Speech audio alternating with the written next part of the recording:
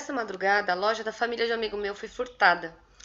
Eles têm câmera de segurança, conseguiram identificar os culpados e, apesar de um puto esforço da Guarda Municipal, o atendimento na delegacia não foi assim satisfatório. Além de eles colocarem o culpado de volta na rua, soltaram os caras, meu. Sabia quem eram os caras, soltaram. Além disso ter acontecido, ainda falaram para eles de que como a quantia que foi furtada era muito pequena, o inquérito não ia para frente. Cara, essa quantia pequena aí para a família significava 2 dias de trabalho. Se a gente considerar que eles trabalham 20 dias no mês, mais ou menos, né? 20 dias úteis, até 22 dias úteis. Vamos botar 20 para arredondar. 10% da renda, cara. É 10% da renda do mês. Tava lá e foi furtado. E aí a polícia me fala que não vai dar em nada, porque era muito pouco dinheiro. E aí eu comecei a refletir aqui, né? Dia a dia, pessoas que a gente conhece, coisas que a gente lê na internet, mídia social, os nossos amigos, as minhas próprias atitudes. Eu comecei a refletir e eu reparei que, cara, a gente lida com as coisas de um jeito muito escroto. Porque o errado, pra gente, ele só é errado mesmo quando ele é muito grande. Porque um errado pequeno não é nada, não significa nada. E aí você tá, mas como assim um errado pequeno? O que é um errado pequeno? Vamos lá. Um exemplo prático aqui. Essa semana eu fui autuada. Eu recebi uma autuação de trânsito porque eu estacionei o meu carro numa rua que é mão dupla. Eu estacionei no sentido contrário.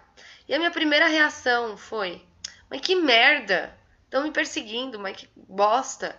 Sabe? É um bairro residencial, quase não passa carro ali, sabe? A rua é praticamente sem saída.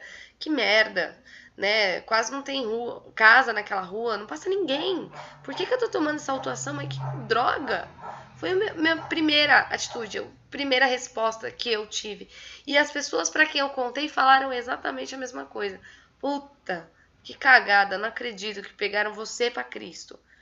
Me pegaram para Cristo. Cara, eu tô errada. Eu não devia ter feito isso. É errado. Tá lá, tá escrito no Código de Trânsito. Você tem o sentido correto de estacionar seu carro.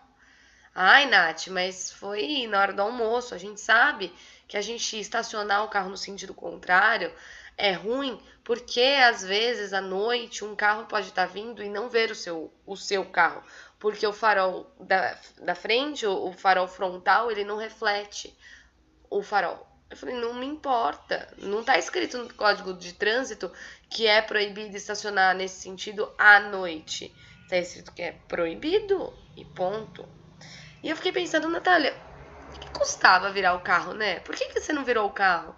Custa nada, velho. É uma rua que, como eu já disse, não passa ninguém. Era só fazer... Parou, estacionou, virou, ninguém percebeu. Mas não, você vai lá e faz errado. Aí um monte de gente fala assim, pô, mas você começa falando de um furto, de algo prejudicial nesse nível, de 10% da renda da família, daquele estabelecimento no mês, comparando com o fato de que você estacionou o carro num lugar que não deu nada. Que a chance de dar alguma coisa, de causar um acidente é praticamente nula. Eu tô comparando, gente, justamente para relativizar isso. O quanto que o errado é pouco errado e o quanto que o errado é muito errado. Qual que é essa transição, né? Qual que é o limite do pouco errado?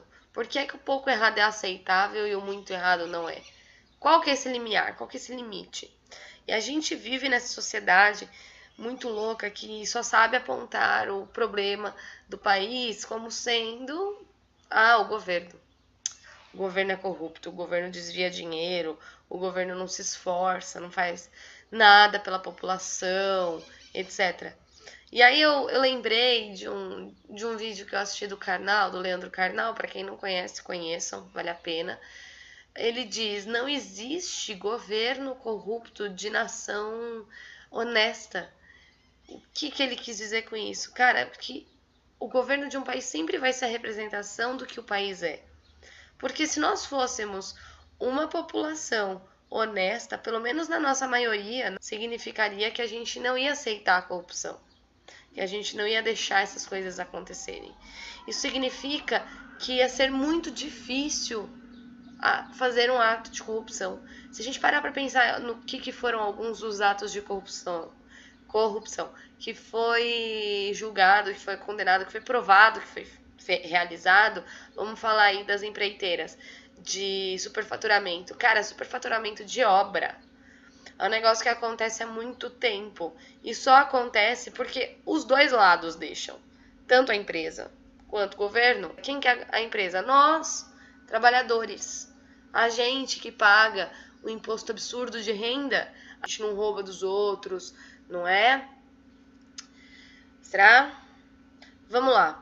Vamos pensar. Será que você nunca foi desonesto? Você nunca cometeu nenhum ato de desonestidade, de corrupção em toda a sua vida, assim, 100%. Você nunca furou fila, nunca tomou uma multa de trânsito, nunca comprou aquele aparelho de net que dá gato na net, você nunca puxou do vizinho, você nunca fez um ponto manual de TV a cabo na sua casa, você nunca estacionou seu carro numa vaga de cadeirante, ou de gestante, ou de idoso, sendo que você não é nenhum dos três. Mas é só um minutinho, né? Tá vendo? É a diminuição de um problema. É a diminuição de um ato desonesto para que a gente transforme ele em algo aceito, socialmente aceito. A sociedade aceita a desonestidade, desde que ela seja pequena. Não, Nath, isso aí é jeitinho brasileiro. É exatamente isso que é. É o jeitinho desonesto brasileiro. Que é um absurdo. O quanto isso é aceito. E por que é que a gente acha que a pequena desonestidade tá ok? Vamos voltar atrás. Quando você era bem criancinha, você tinha, sei lá, uns 3 anos, 4 anos. Todo mundo fala, mentir é errado. Você não pode mentir. E aponta o dedo na nossa cara. Mentir é errado, mentir é errado, mentir é errado. Na segunda-feira eu quebrei o copo, falei que não fui eu. E fiquei de castigo porque eu menti. Ou seja, eu aprendi minha lição na segunda-feira. Eu não posso mentir, mentir é errado. Aí, na terça, tem uma tia que liga na minha casa e que minha mãe não gosta de conversar com ela. Um exemplo. Uma pessoa qualquer. Aí o telefone toca num horário que ela tem certeza que é aquela tia. Ela tem certeza que é aquela pessoa que quer falar de coisas que ela não quer falar. Ela não quer falar com essa pessoa. Então, o que ela faz? Oh, Nath, atende o telefone, pergunta quem é. Se for a tia, sei lá, fulana, fala que eu não estou em casa. Aí você para, aquela mente de criança que acabou de aprender que não pode mentir, para e fala, mas dá tilt, entendeu? Da tela azul. A minha mãe me ensinou que eu não posso mentir, mas ela tá pedindo pra mentir. E tem algumas crianças que perguntam, mas mãe, isso é errado, não é errado? Mentir não é errado? A mãe responde, só faz o que eu tô falando. Ou então tenta dizer, não, mas pra ela tudo bem. Pra tia tudo bem, entendeu? Ou não faça perguntas, entendeu? A gente ou tira a vontade da criança de questionar, ou você ensina pra ela que em algumas vezes tudo bem mentir, em outras não pode mentir. Então, rola essa confusão realmente na cabeça das crianças. E você cresce vendo isso. Isso é só um exemplo, sabe? Aí você é adolescente, começa a aprender sobre as leis de trânsito, porque, né, teve uma palestra na sua escola, etc. E você começa a perceber que os seus pais não respeitam também as leis de trânsito. Para na faixa amarela, liga o pisca-alerta, corre para fazer alguma coisa e volta correndo para não dar multa. Porque o problema é a multa, não é parar na faixa amarela, entendeu? Não é desrespeitar uma regra. O problema é ser pego desrespeitando a regra. Essa é a grande questão. Esse é o grande problema. Não é porque todo mundo faz que o errado passa a ser certo. E não é porque ninguém faz que o certo passa a ser errado. E não é porque ninguém tá vendo que o errado, tudo bem. Ninguém nem fala que tá certo, só fala que tudo bem fazer. Se tá errado, tá errado. E isso são pequenas coisas no nosso dia a dia que estão na nossa cultura e que acabam, sim, sendo refletidos em outros comportamentos que nós temos no decorrer das nossas vidas. Aí você fala assim, porque o problema é o governo, não é a população. A população tá aqui trabalhando, a população tá aqui pagando imposto, tá aqui sofrendo. Cara, você pode ser um cara mega honesto, mas se permita refletir a respeito disso. Refletir que, de repente, o problema não é só o governo, o problema também é você. Se permita mudar de ideia. A gente acha que é muito errado mudar de ideia, né? E ter conversas construtivas com as pessoas para que elas também tenham esse tipo de reflexão. Comece você tendo essa reflexão e depois passa adiante. Passe. Vai, conversa com as pessoas. Conversar é bom, comunicação é bom, é ótimo, é ótimo. É o que vai salvar nosso país. É a comunicação, é a educação, principalmente. Então, essa dica que eu tô dando é uma educação, uma autoeducação. É você educando o seu raciocínio. É você se ensinando novamente a pensar, a refletir, a mudar de ideia caso você queira, a aceitar que algumas coisas tudo bem, outras não tá tudo bem. Tá tudo bem mudar de ideia, não tá tudo bem estacionar o carro onde não pode, não tá tudo bem furar fila, entendeu? Então, refletir sobre esses pequenos atos de corrupção, refletir sobre a sua disposição de enxergar o quão desonesto você é e o quanto as coisas mudam e você não percebe. É você se dispor a isso. E a gente nota que existe um padrão de união das pessoas que pensam igual, né? Então, nós pensamos igual, que pensamos dessa forma que a desonestidade ela não pode ser aceita em nenhum nível. Então, a gente precisa começar a se unir e propagar essa ideia para que mais pessoas cada vez mais vão se unir a gente fale sempre uma mesma língua, para que isso deixe de ser um discurso meu e passe a ser uma cultura brasileira. Depende da gente, depende de quantas pessoas a gente conseguir impactar.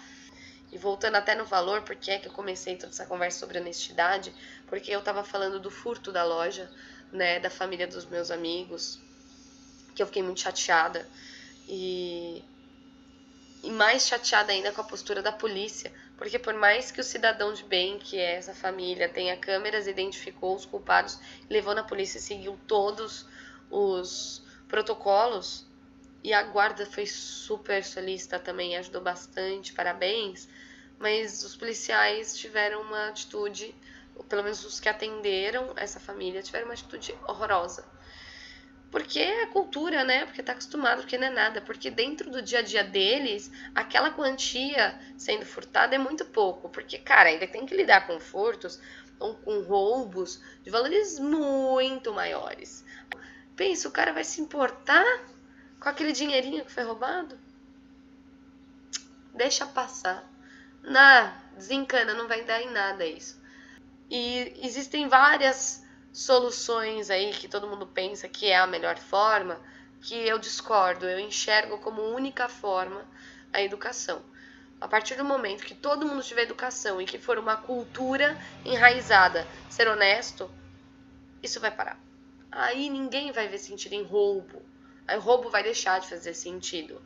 Porque as pessoas não vão precisar roubar, elas vão conseguir ter uma vida digna trabalhando de uma forma que faça sentido, sabe? Honesta. Vai trabalhar suas 8 horas por dia, vai conseguir chegar em casa, tomar um banho quente e dormir numa cama. Entendeu? E dar leite pros filhos. E a minha opinião é que, cara, só depende da gente. Mudar uma cultura depende de quem vive a cultura, de quem tá aí, né? Então, começa a refletir sobre as atitudes que você toma, os exemplos que você dá, principalmente, as coisas que você fala, que você propaga. E reflita se o que você diz é o que você gostaria de dizer, é o que você acha certo dizer. Se o que você faz é o que você gostaria realmente de fazer, o que você acha que é o correto fazer. E aí a gente vai ver quem que é super honesto, se fudendo mesmo, e quem não é tão honesto assim e de repente merece um governo corrupto.